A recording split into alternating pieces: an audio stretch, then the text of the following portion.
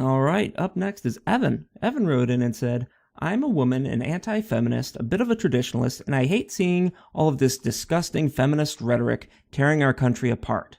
One of the major problems is how they scream about everything being misogyny and sexist. However, recently I've been noticing an unsettling new movement that concerns me, and that's the MGTOW movement, men going their own way. I understand that a lot of frustration men have with how things are going, but I've been hearing a lot of actual misogyny coming out of this movement. Many of these men hate all women, refusing to believe there is a single good woman out there, and they seem to encourage this hatred from other men. I want the sexes to come together again. We benefit each other and need each other for a harmonious society. What are your thoughts on this? That's from Evan. Well, hello, Evan. How are you doing? Hi, Stefan. I'm really good. How are you? Very well. I'm very well. Thank you.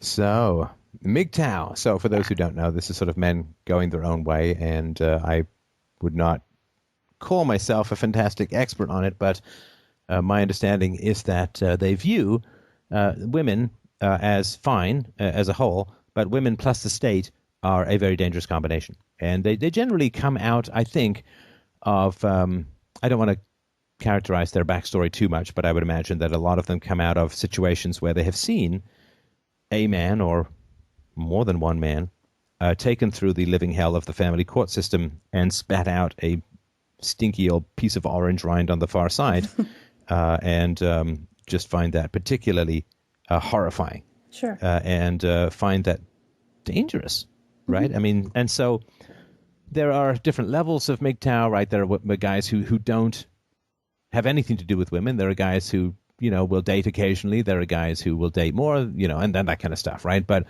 their goal is to say, look, I mean, because women vote more and because there's generally a deference in Western culture to the needs and preferences of women, society, politicians, and so on have created a countries or legal system that absurdly favor women at the expense of men.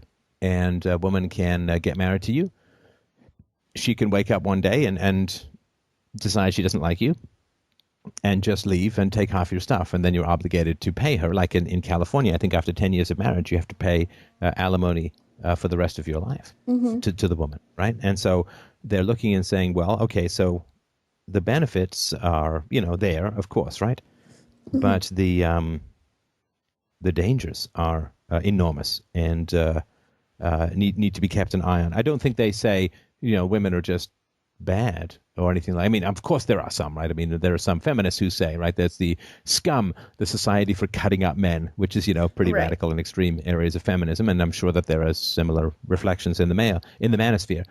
But I think they say, look, women will seek their advantage just as everyone does, but women have a special kind of advantage because of the white knighting and deference shown to women in Western cultures, and indeed in all cultures where marriage and childbirth are the voluntary choice of the women. Then the women will have an enormous amount of power.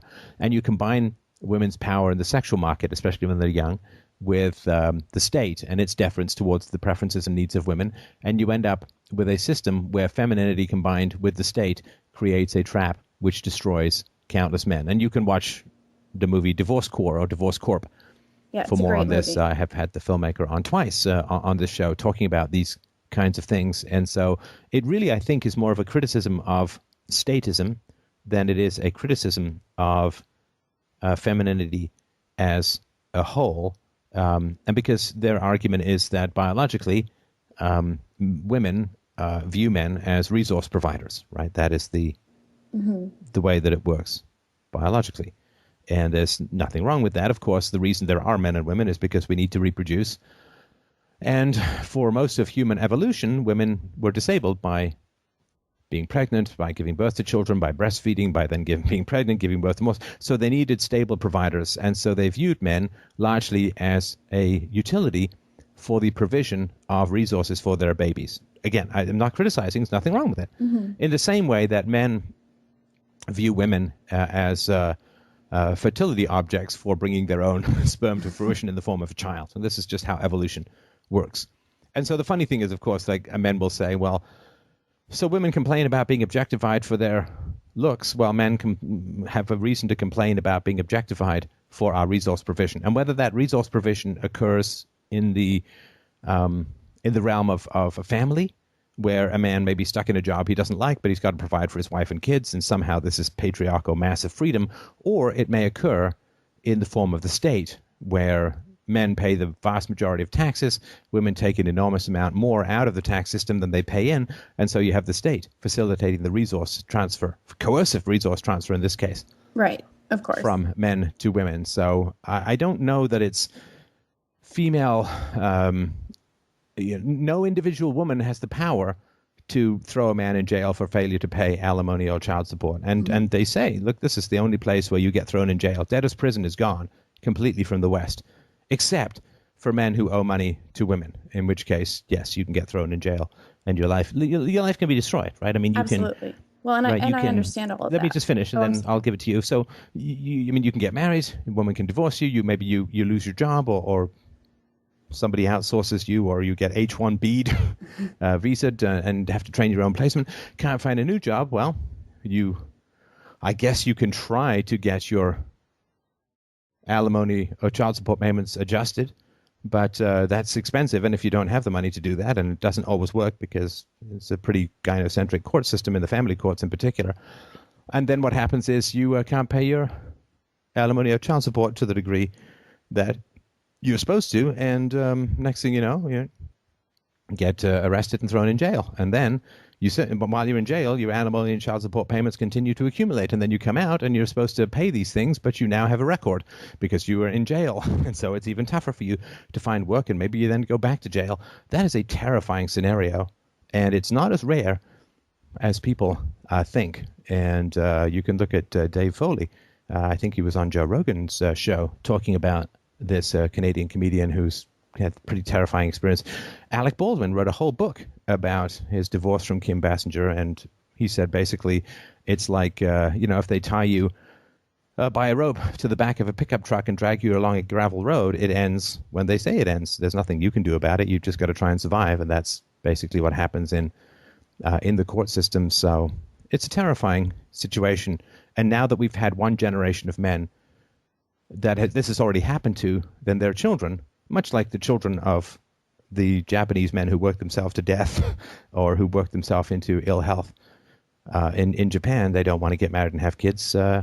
It's just tilted too far to be pro-female, which means that it's become very dangerous for men to get involved and get married to women. So that's I'm sorry you know this stuff, but I'm not going to assume that the audience, Sure. We got new audiences all the time. I don't know if that sort of fits with the way that you would view it, but men say, listen, we're checking out of being resources and utilities for women and for society because society treats us like garbage and throws us in jail and does all of these terrible things, and we don't want to have anything to do with it. Why would we? Right, absolutely. And I think that I kind of perceive that as being more of the MRAs, the men's rights activists, who I'm very supportive of. Because I think they have so many good points of how, the pendulum has swung the other way so far, as they say. And I agree with all of that. And I've watched Divorce Court, and it's horrifying and it's disgusting. And I can't imagine the fear that men have. I'm just afraid because I sort of stumbled into a MGTOW video a couple weeks ago, and the discourse was really sort of it was this whole tone of this woman, she always wanted kids and her husband wouldn't give her kids, and well, I don't know why she didn't sperm jack him. There must have been a prenup or something. And I started kind of watching these MGTOW videos and going to the Reddit threads and all of that, and it's Wait, I'm sorry. I lost the thread of that story. Oh, sure. So was this a man talking about a woman talking to another one? I'm sorry. It was a sort of MGTOW supporter reading an article about a woman who had decided to have an open marriage with her husband because after 18 years, he never gave her kids. And so when he was discussing this, he was just sort of speculating about her, and there was no information about anything, but he said, well, I don't know why she didn't just sperm jack him like all women would or all women do. And so there was just kind of this assumption of, well, if a woman wanted kids, she'd just, screw over her husband and take his sperm and freeze it and inject herself or whatever. And I just thought it was very strange that he didn't give her any, sort of moral autonomy of Maybe she's just a moral human being who loves and respects her husband, but always wanted kids. And so that just kind of was the catalyst for me to start looking into things. And on the MGTOW side, I've seen so much thing about, women are all cunts and whores and stupid bitches who will cheat on you and all this. And it's very similar to the rhetoric that I've been hearing from the feminist movement about men. And I see it more as two sides of kind of the same coin. And it just concerns me for the future of our society, because I just think that we need each other so much. Both men and women need each other so much for a stable and flourishing society. The nuclear family is the best way to raise kids, and the most successful way for us to be able to be a free society. And I just see all of these movements as kind of tearing us all apart. Well, okay, I mean, you've said a lot. Now, Yeah, obviously, sorry. there are people full of incoherent rage at every movement. Sure. I'm sure there are asshole Buddhists at the fringe of the Buddhist movements or whatever. I mean, so you know that you can't take, that there's no MGTOW stamp of approval, right? There's Right. you're a genuine. Anyone can say that they're MGTOW. Anyone can put out a MGTOW video. I mean, I've listened to a bunch of different MGTOW people over the years, and I've never heard anything like that. I've heard, female nature and so on, and criticisms of female nature, which is fair. Right. I mean, because you understand that they're trying to balance things, because we're, girls are sugar and spice and all things nice. This is how we're raised, that women are perfect and boys are smelly and broken and mean and loud and rough and all that. Right. I mean, they're just dirty. Mm-hmm. So we're raised with this halo around femininity and this, curse, this voodoo curse of negativity around boys. So, they're trying to sort of balance things out. And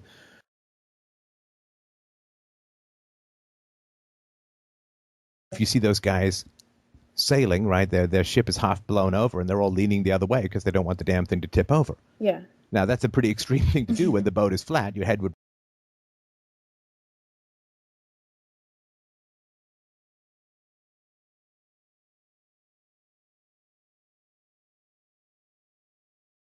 Somebody who's full of hate, who says, I'm MGTOW, and women are these terrible, terrible people, right? Mm-hmm. That's not. I don't think that's fair. I mean, that's a confession of that person's instability and hostility than it is a sort of movement that is fairly thoughtful as a whole. That's the first thing. Now, the second thing is, I don't think that you can reasonably compare MGTOW to feminism. Okay. And I'll just give you a couple of reasons why. Mm-hmm. The first of all, feminism is much older. I mean, you could say feminism, like 150 years old, right? And so MGTOW is a couple of years old. That's sort of number one. And number two is that MGTOW is not centrally organized, and feminism has been centrally organized throughout much of its history. There are feminist groups, feminist meetups, feminist leaders, and so on, and there's not that really. It's a very, very loose affiliation of people who have lots of crossovers and so on.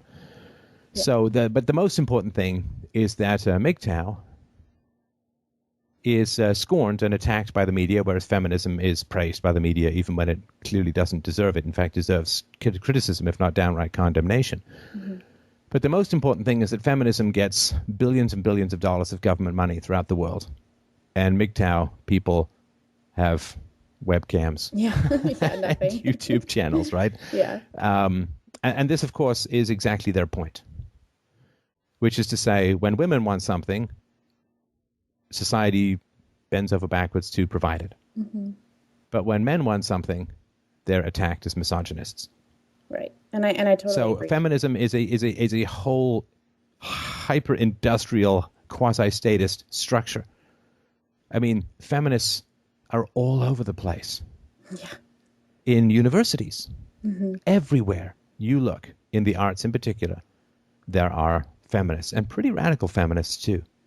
Now, you try and get one men's group meeting on a university, what happens? Yeah, that's not allowed to happen. It's not allowed. No. A couple of years ago, I was invited to give, by Paul Elam, I think it was, I was invited to give a speech at a men's conference in Detroit. It was a great speech, by the way. People should go and watch it.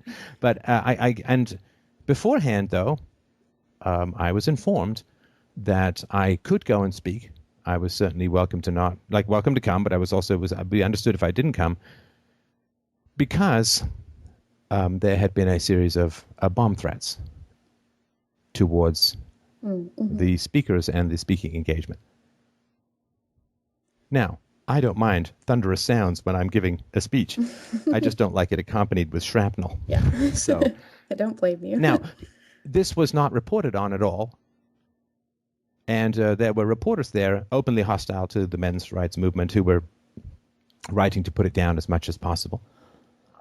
And if you can imagine, if men's rights groups had phoned in a bomb threat to a feminist conference, I mean, you understand the difference in sort of media reaction. It would be insane, hysterical. There'd be houses of parliament would convene to, it'd be like, it would be investigations, RCMP, right? And this is, so it is not, I think, to equate these two, one giant government subsidized infests academia, dominates the arts, dominates media, dominates newspapers, magazines, television shows, gets billions of dollars in funding versus, 1 in 10,000 guys with a webcam.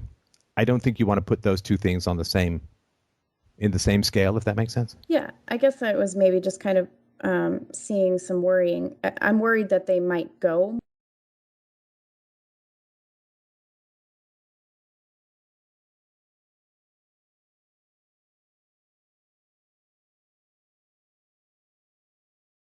And that certainly includes feminists. I mean, I really wish that feminism would just disappear altogether, and that we wouldn't need to have these movements. Well, it will.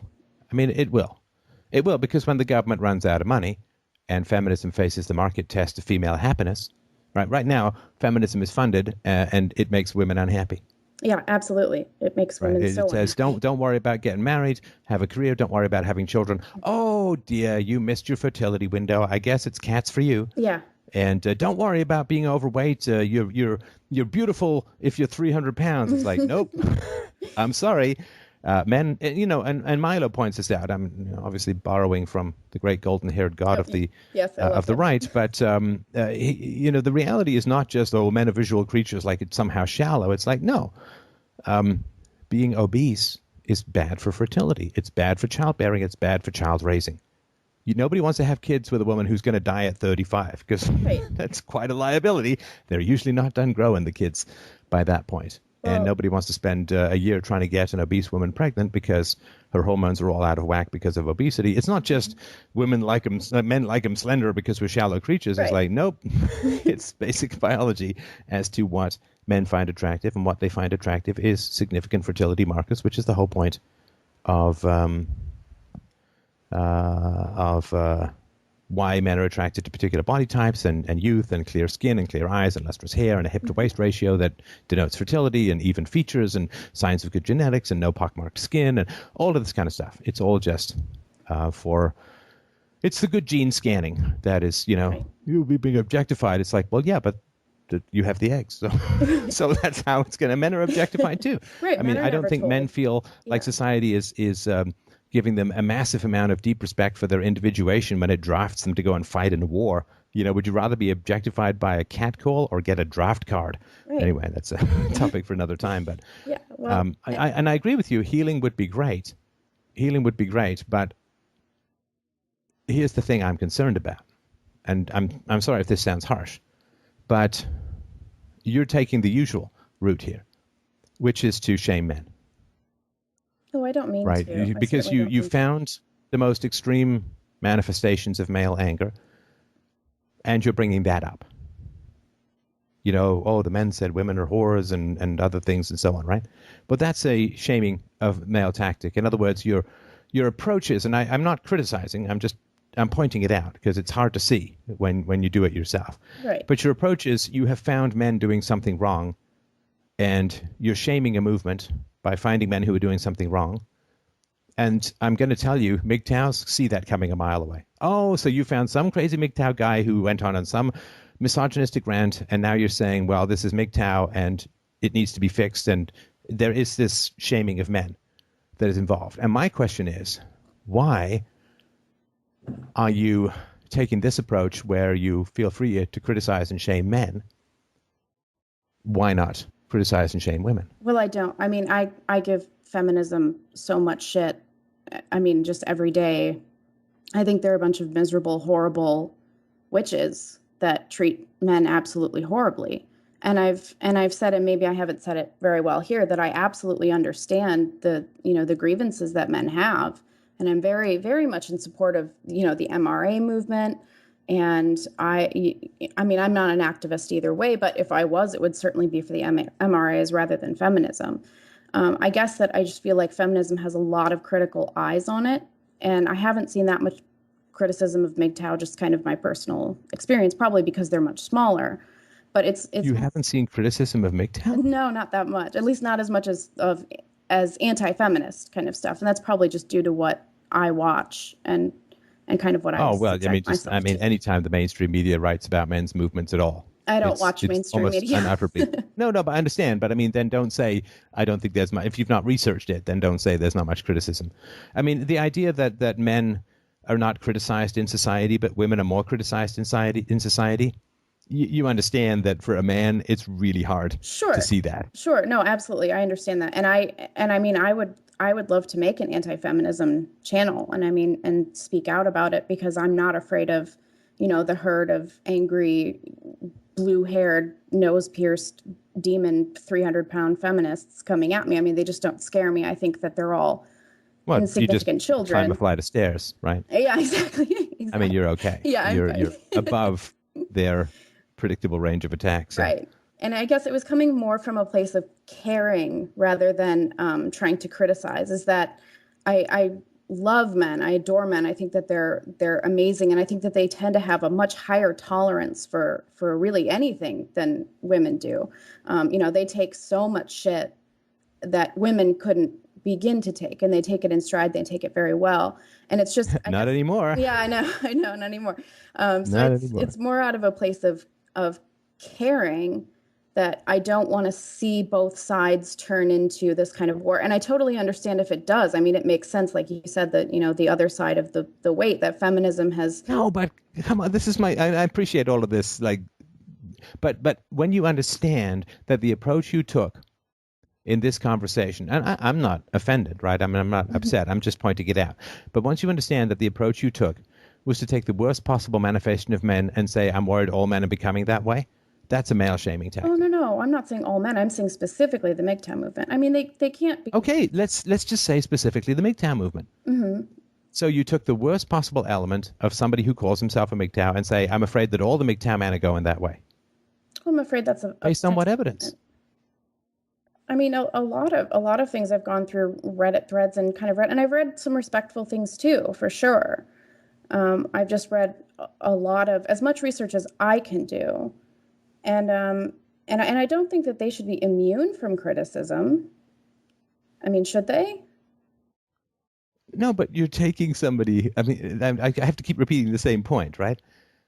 Is that the mainstream MGTOWs that I've read or heard about are not saying the kind of things that you found, right?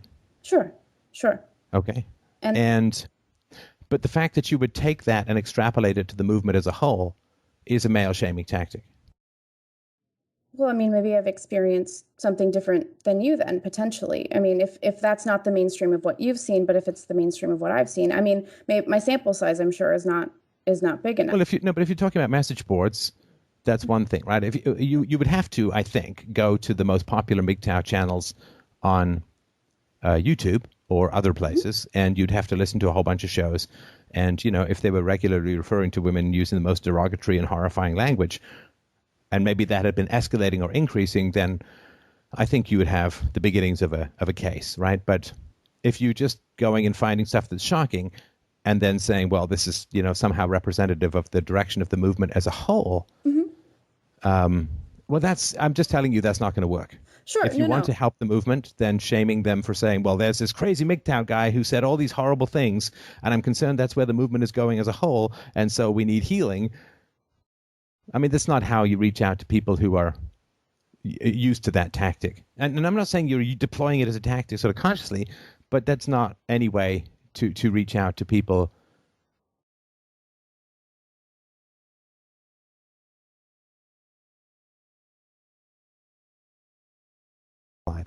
Right. Well, no, and I mean, I saw some of this from, MGTOW 101 and Turd Flinging Monkey and kind of these big guys in the movement on their YouTube channels. And that's why, I mean, if it had been one or two things, it's, whatever, but it's sort of one of these things that just I noticed as being a little bit of a norm in the big YouTube channels and on the message boards and kind of anywhere that I could find it.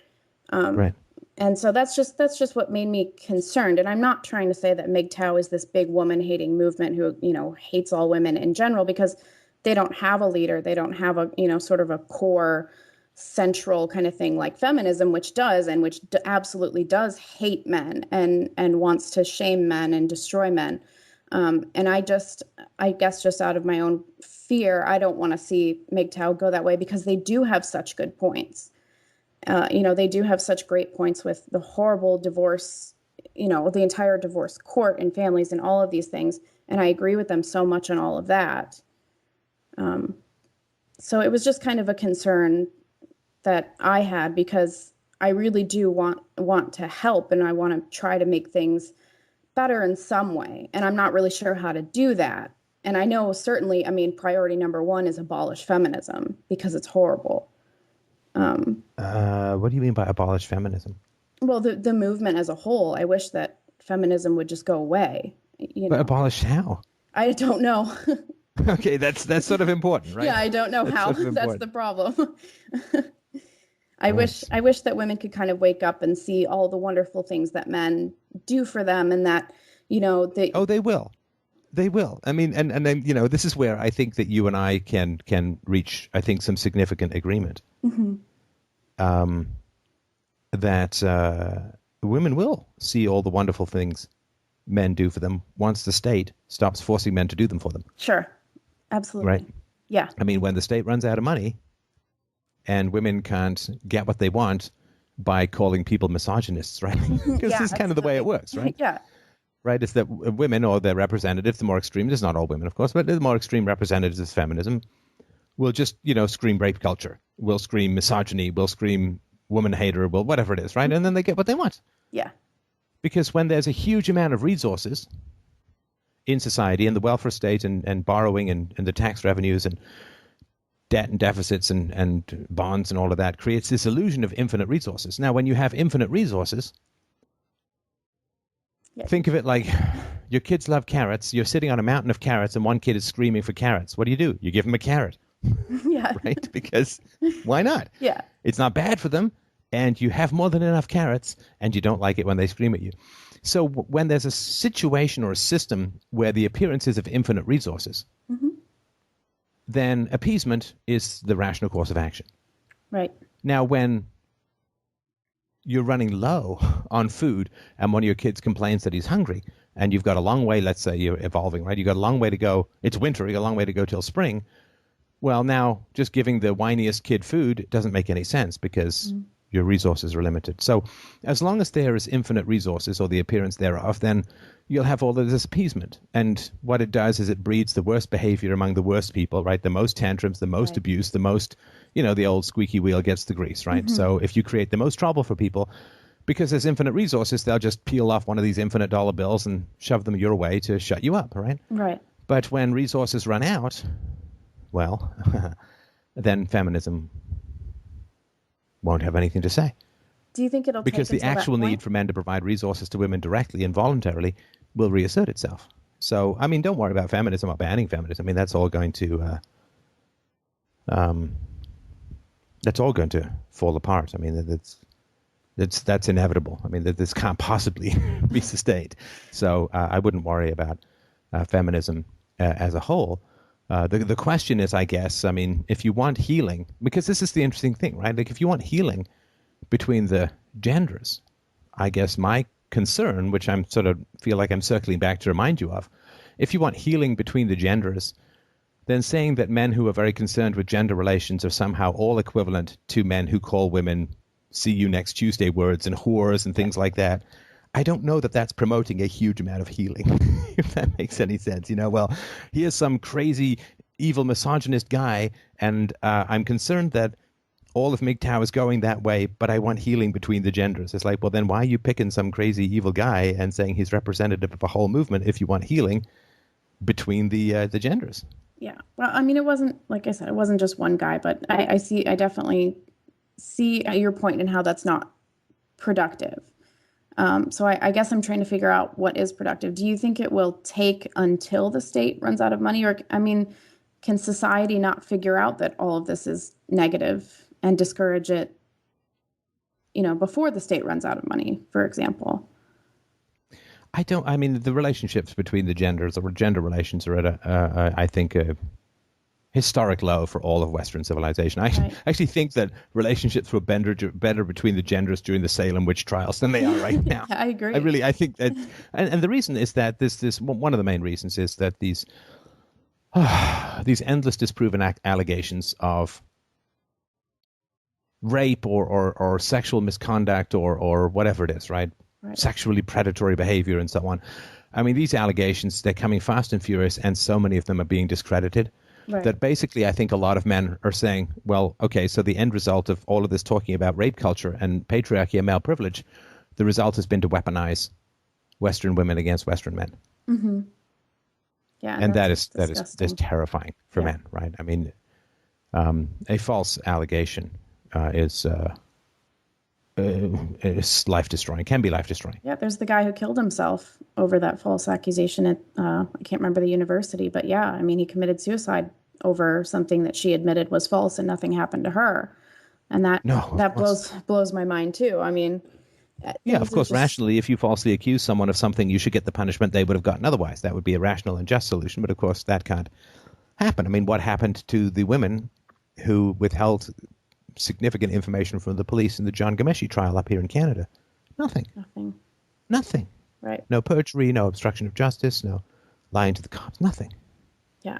And every single one of these things that happens, and we see, of course, what is it now, 12 women who says Trump has grabbed them or groped them or whatever. I don't believe a single one in the last few weeks before, and I held my silence for 34 years, and then right before the election, I thought it was a fantastic idea to speak out. And, the porn star who said he grabbed her inappropriately, it's like, yeah. I don't even know what to say. No, I don't give those any credence at all. I'm a dancer. He looked at me. Anyway, so all of this stuff is being very well noted by men. Yeah. And what they're noting is that female instability, which is not to say all women are unstable, but those women who are unstable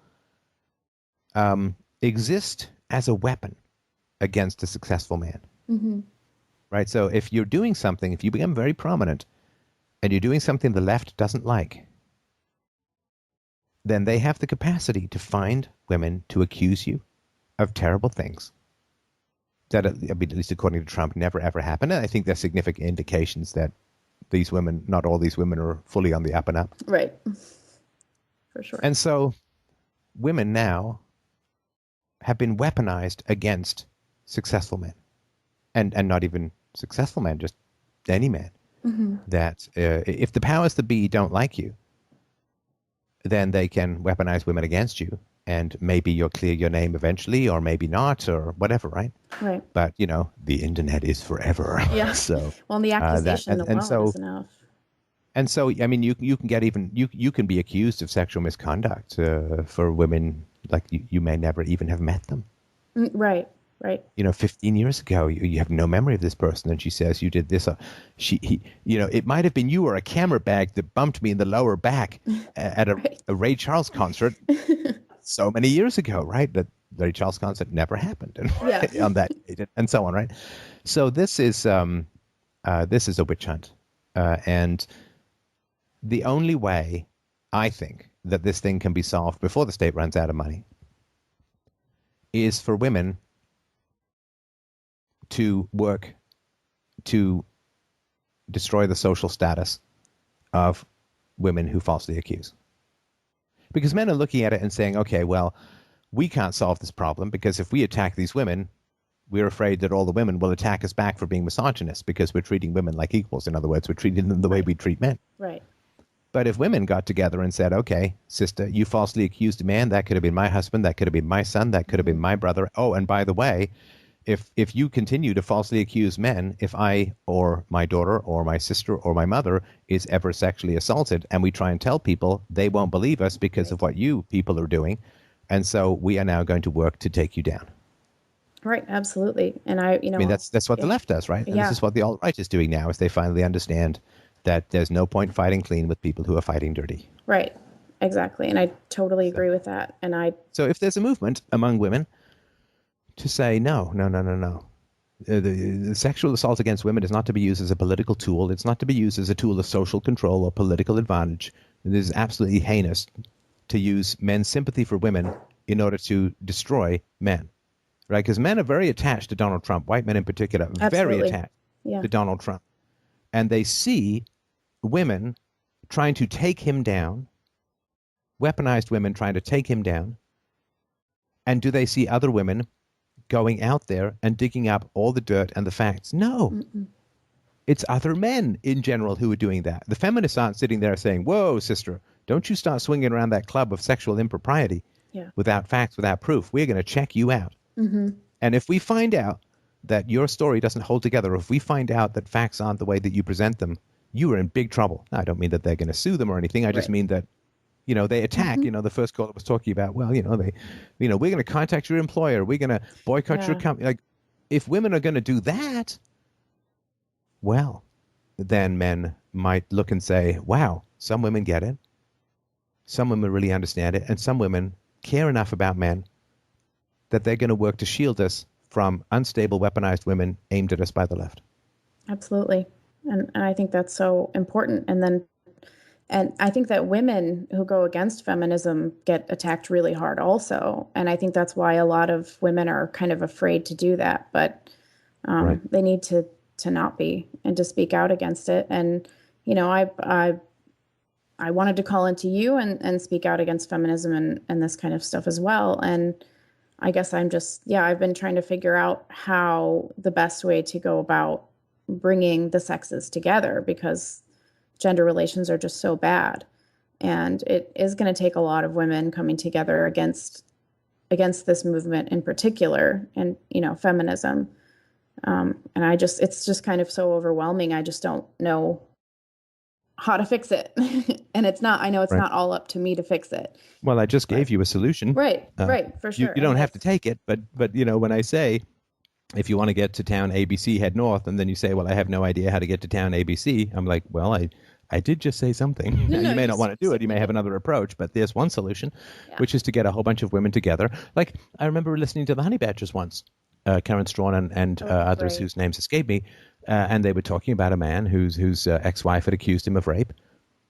And it was only fortunately that he ended up with an alibi, and then I think she accused him again, and she got the date wrong, and he was out of town, and then she accused him again, and basically he could not be alone. He could go to the bathroom alone if someone's standing outside the door. Right. He could never be alone because he always needed an alibi. Mm-hmm. Yeah, no, I love them, and I listen to them all the time as well. I think they're fantastic. So maybe just pushing that a little further and trying to get as many women as possible to nut up, so to speak, and speak out against all of this. Then people either stop because things become impossible, or if you want to do it more proactively, people stop when there are negative consequences for what they're doing. Sure. And the last... And right now, what are the negative consequences? Like this mattress girl just got an award, still celebrated. Blows my mind. Still celebrated. Astonishing. Yeah. No, it boggles my mind. And so, they get lots of rewards for it, right? Now, Donald Trump is going to hide. Donald Trump is talking about suing these women after he becomes president. Mm-hmm. Well, I think that's consequences, right? Maybe that will make women think twice about next time. Of course, the police should be in pursuit of women who falsely accuse a man of rape. Absolutely. And they should be charged. Yeah. Maybe he should start carrying a mattress around with him, too. Yeah, maybe. Maybe it would help. I don't know. But yeah, so those would be my suggestions. Okay. Women, men need, in my opinion, I obviously can't speak for all men, but what I'm going to sort of imagine is that men would like to see women organize themselves to bring negative social consequences, all legal, all peaceful and so on, but bring negative social consequences to destructive women.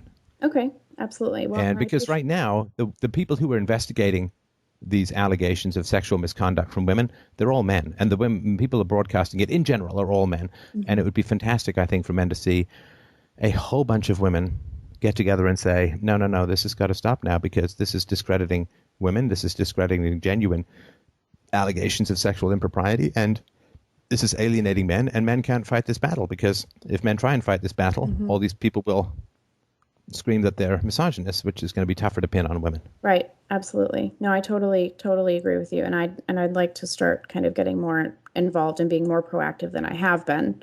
And you can contact, right? You can, I'm sure, Girl Rights What, Karen Strawn, or some of the fine women at the Canadian outlets, the Rebel Media, Lauren Southern and others would be happy to give you tips.